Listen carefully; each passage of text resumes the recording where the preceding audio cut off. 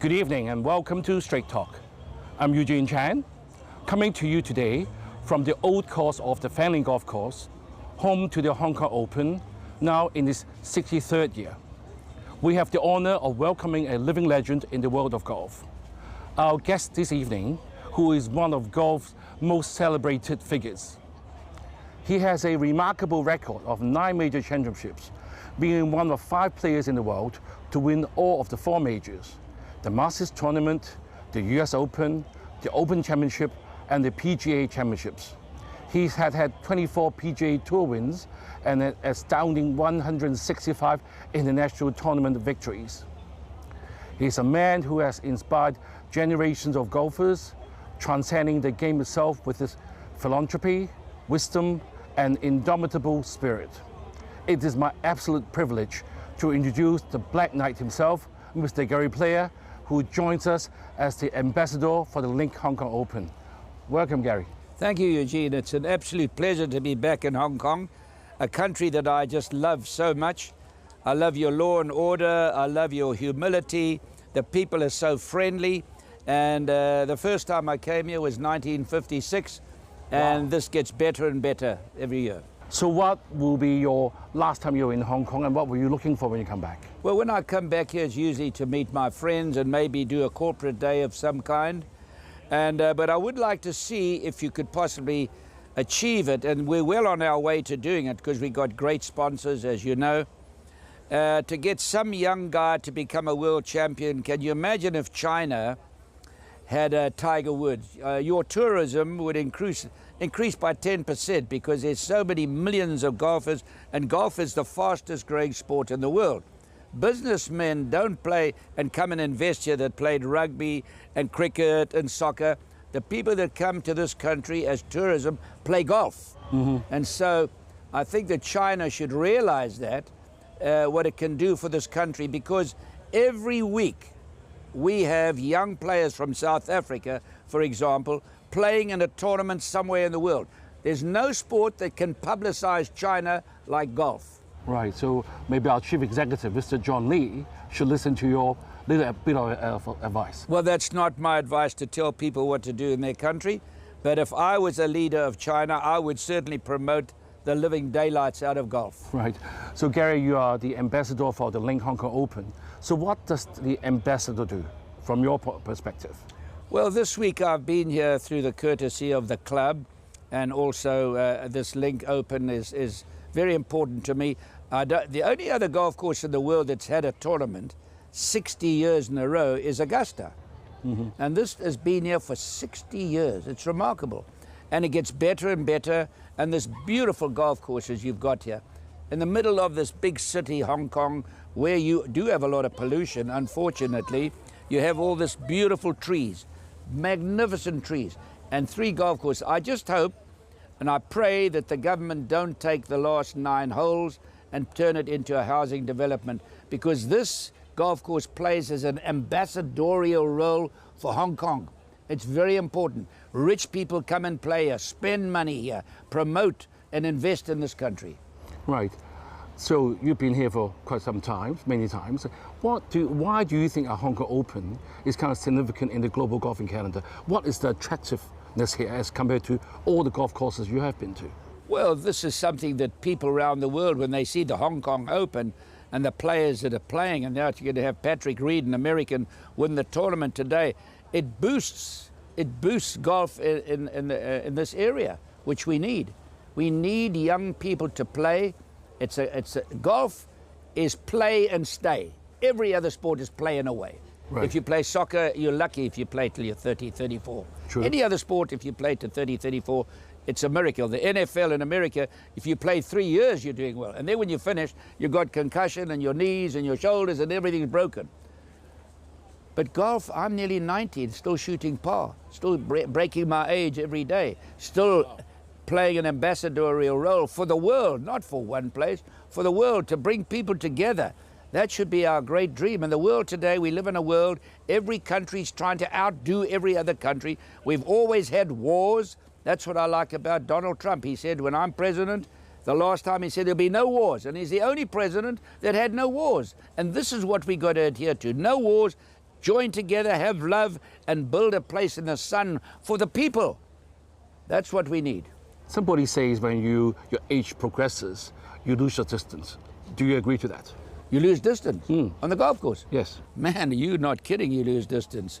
You lose everything. There's nothing that stays the same, except my mind is still as sharp and my body's still as sharp, because I do 10 things every day to reach 100. Right. And so I work on that. If you want to live a long time and be healthy, you've got to work on it. Unfortunately, the world doesn't care about it. It is easier to get a camel through the eye of a needle than to get the average day man or woman to look after their body, eat properly, sleep properly, and look after their body. Almost impossible. The world is now riddled with cancer and diabetes, and it's going to get worse. Right. Gary, you've been to many courses all over the world. You also play at Fanling. Would you say Fanling, with its history, is special in some way to you? Very special. I like Fanling because they still have a dress code, which is terribly important. You see, when you surrender, which the West is doing very quickly, to all things, a very woke system, society, that is a bad thing. Now, the dress code here is important. The manners for the children are important. The dress code when you play golf, all these things, and Fanling adheres to that. All the golf courses in Hong Kong adhere to that, and I like that very much. You see, golf is at the crossroads now. You got the LIV and you got the PGA's tours, and they're fighting, which is not good. Anytime you have confrontation in life, whether it's marriage, business, or whatever it is no good. We got to get them together. When a person wins a tournament today, Eugene, you take a winner of the tournament last week in Dubai. You can't say I beat the best in the world. When you win a tournament today, you're beating half the world. When we played, you beat the world. You had the best. And this is what the public want to see. They want to see people, all the best playing together, not the best in the LIV Tour and the best on the regular tour. So we've got to get together. And you know the man who can do it is Donald Trump, because he knows Yasser, and he dealt with Saudi, and they have got a connection together, and we need those two people. So far, we're not successful. It's taken over a year, and we're still not together.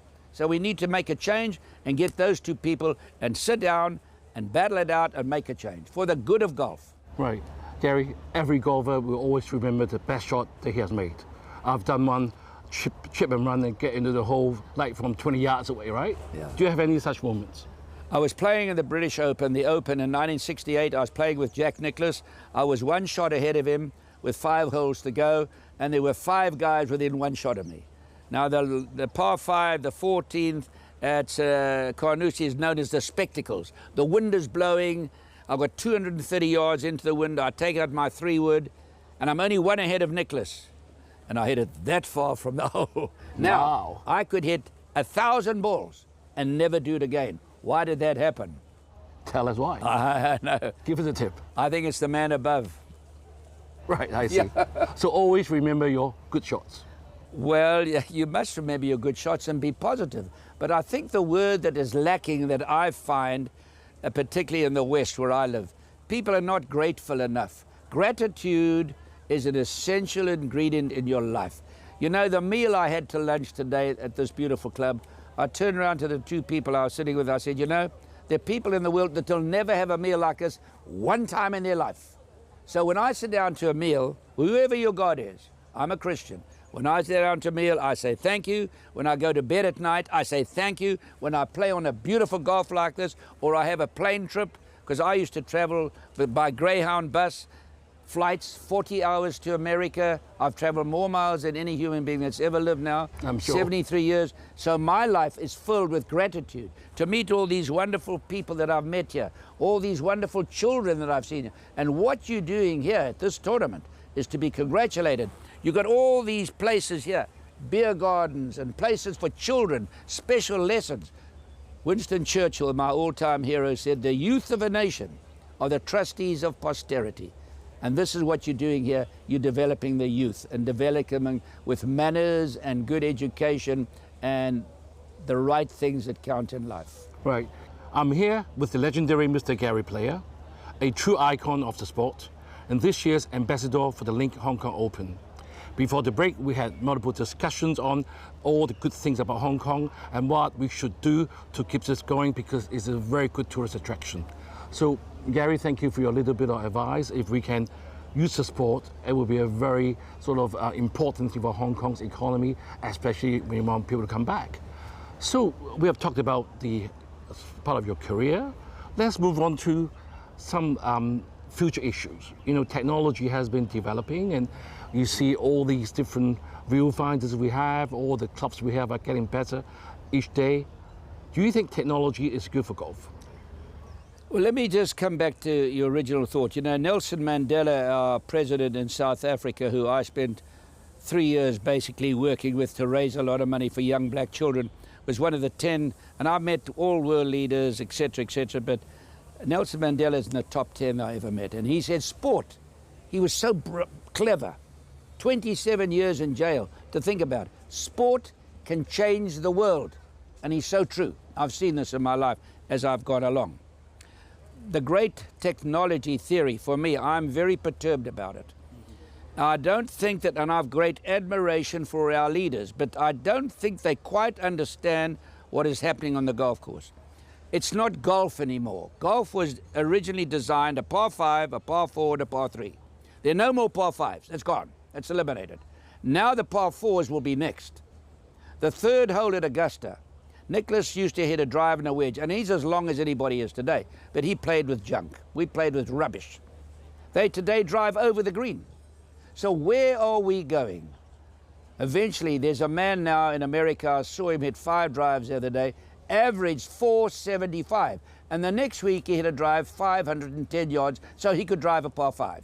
Where are we going? You see, when we started golf, nobody ever thought they'd be doing weight training. Now with the incentivization, and Lee Kuan Yew, one of my 10 heroes, said you've got to incentivize people. And now these young guys in sports are seeing golf. You play forever. You don't get smashed and your brain's knocked in and your legs and back broken. And there's an enormous amount of prize money. They're coming to golf. So when you get a man like LeBron James play golf, he's going to hit the ball 500 yards. And in time to come, the whole tour will hit the ball 400 yards. And this is what our leaders are not seeing. When you stand on the first tee like I do and watch these young players, it's amazing. A skinny little guy is hitting the ball 350 yards. Where are we going? You can't make the golf courses any longer. There's not enough water, the machinery, the labor. It's just the costs are unbearable. So we've got to cut the ball back. But 2 different sports, contrary to what our leaders believe. It's 2 different games, the amateur game and the pro game. They are as different as night and day. Leave the amateurs with everything they're doing. But professionals, cut the ball back 60 yards to bring back the game to sanity. Otherwise, it's going to be abnormal. Right. Thank you for that very interesting viewpoint. Earlier in the first part, you also mentioned about the live golf. That's something that came in Hong Kong last year. It's going to come again this year. It's changing the whole landscape. Is that a good thing?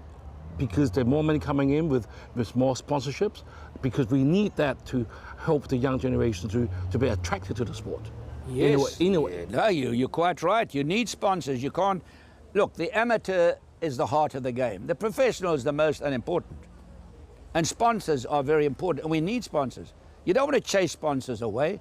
Get the tour together and bring the sponsor. I personally, because I've always been an international player, because I love the game, and I want to go to, and I have a desire to learn and to travel and to see what's happening in the world. It's an education that's better than even a university education.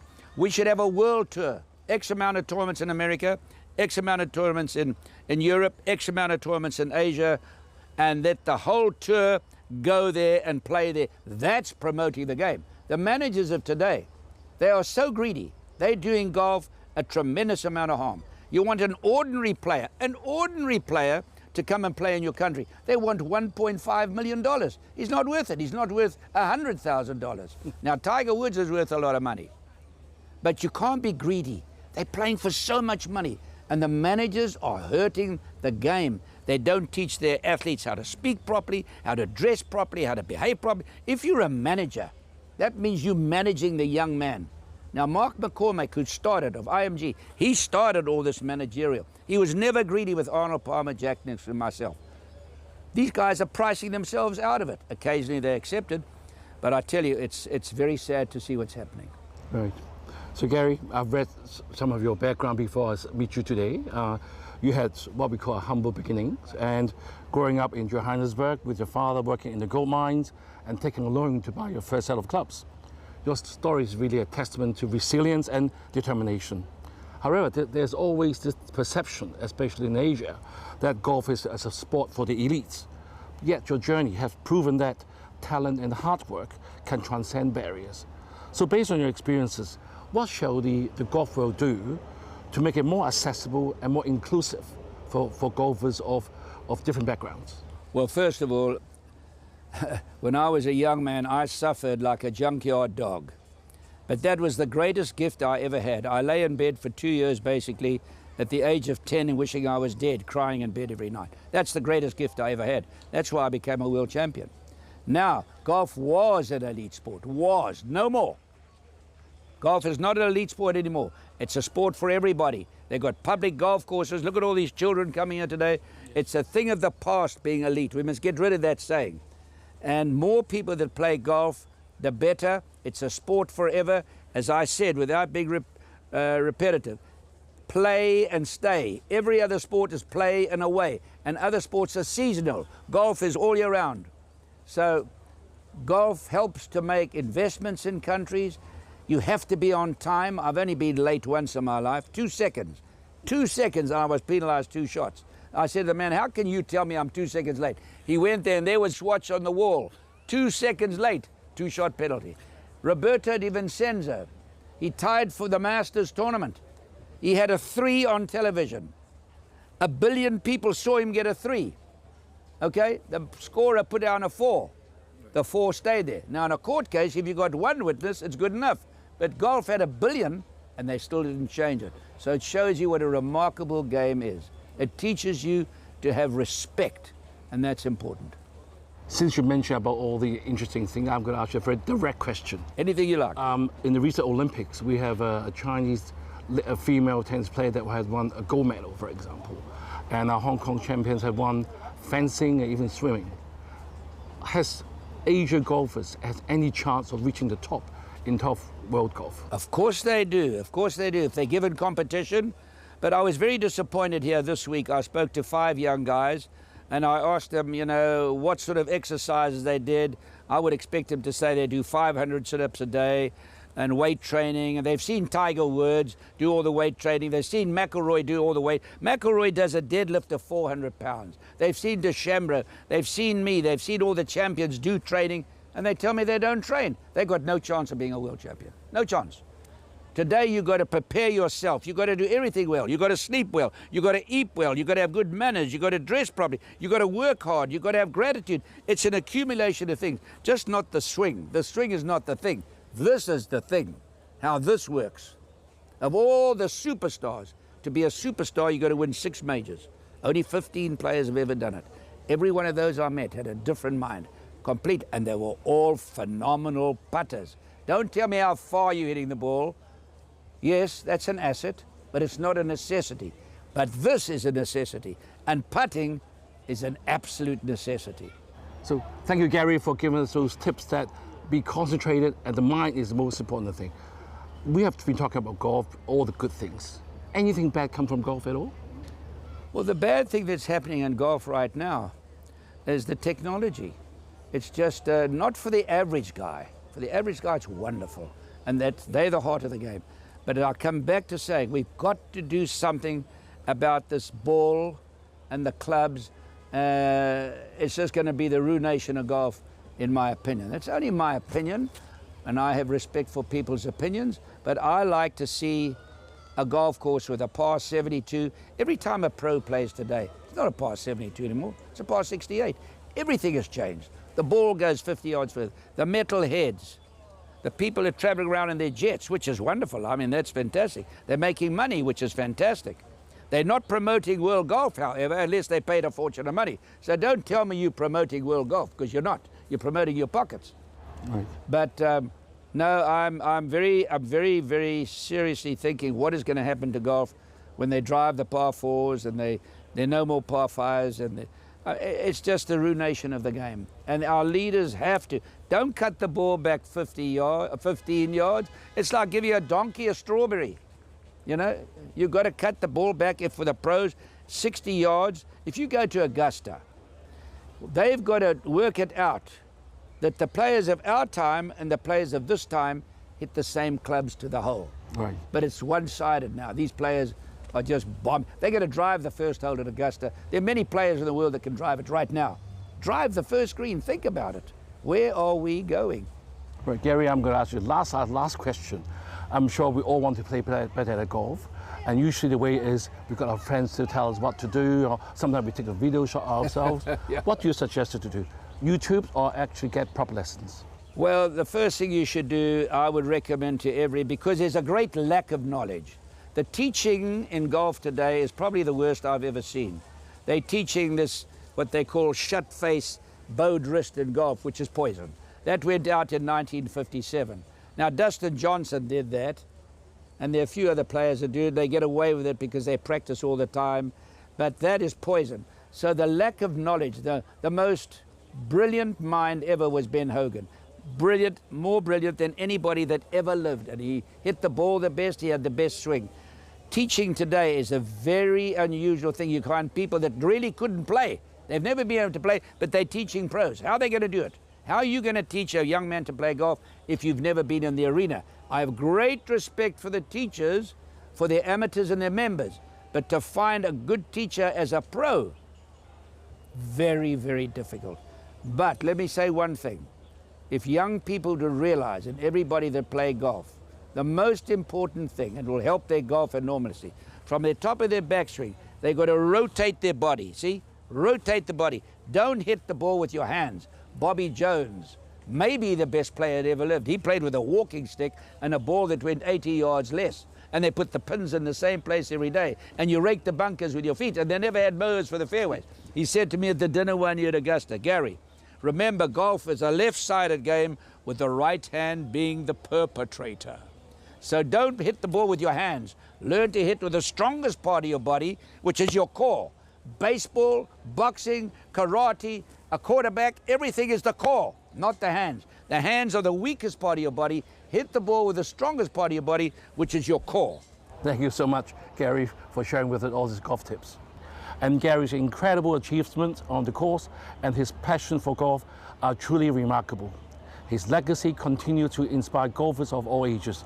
And as Gary Player himself says, the harder I practice, the luckier I get.